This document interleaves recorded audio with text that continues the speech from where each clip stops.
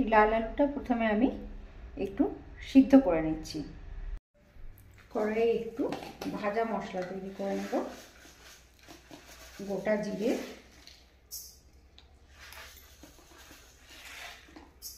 আর শুকনো লঙ্কা, আর একটু কসুরি মেথি। এটা আমি কড়াইয়ে ড্রাই রোস্ট করে গ্রাইন্ড করে নেব। এই লাল আলুটা আমি সিদ্ধ করে নিয়েছি। এবার একটু মৌরি দিয়ে দেবো অল্প করে, 2 চামচ মতো রাইস ফ্লাওয়ার দিয়ে দেবো, চালের গুঁড়ি, আর একটু ভাজা মশলা করেছি। এই ভাজা মশলাটা দিয়ে আমি মেখে নেব।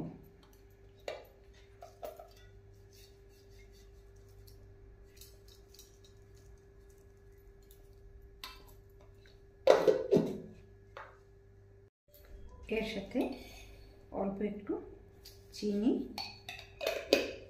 এমনিতেই লাল আলুটা মিষ্টি হয়, মিষ্টি আলু যেটা আমরা বলি।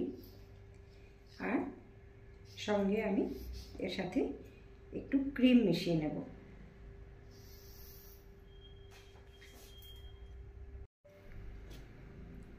একটু ক্রিম মিশিয়ে নেব।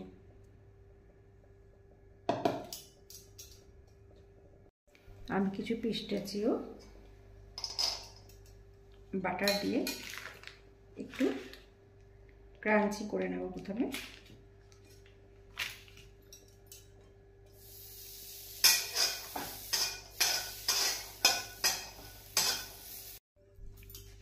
আমি পিস্তাচিওগুলো ক্রাঞ্চি করে ভেজে নিয়েছি, আর সঙ্গে এই লাল আলুর বলগুলো তৈরি করে নিয়েছি। এবার কড়াইয়ে আমি বাটার দিয়ে দিলাম বেশ কিছুটা। এটা আমি বাটারে ভাজবো, খেতে খুব টেস্টি লাগে। হাতে একটু বাটার লাগিয়ে নিলাম। এটা এরকম করে গোল করে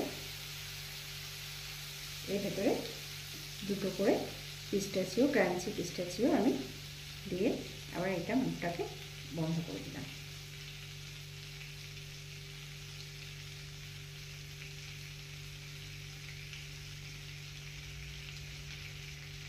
এরকম করে সবগুলো আমি তৈরি করে নেব।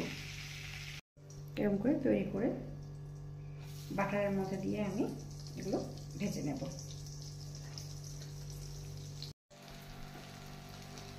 এটা আমার ফ্রাই করা হয়ে গেছে।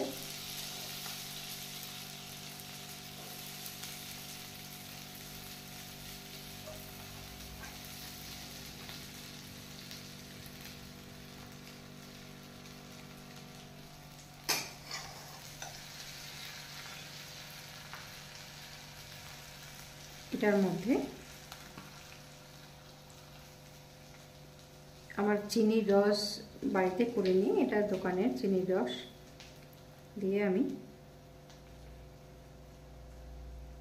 এই লাল আলুর পিঠেটা পরিবেশন করছি।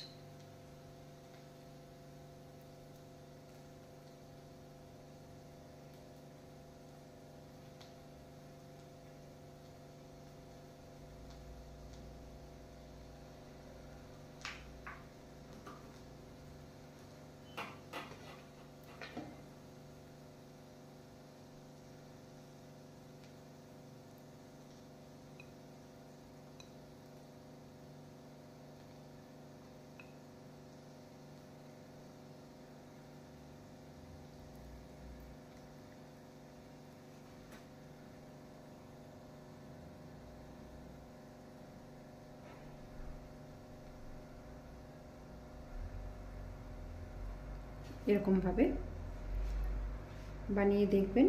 যদি ভালো লাগে লাল আলুর পিঠে তো আমাকে জানাবেন। Thank you.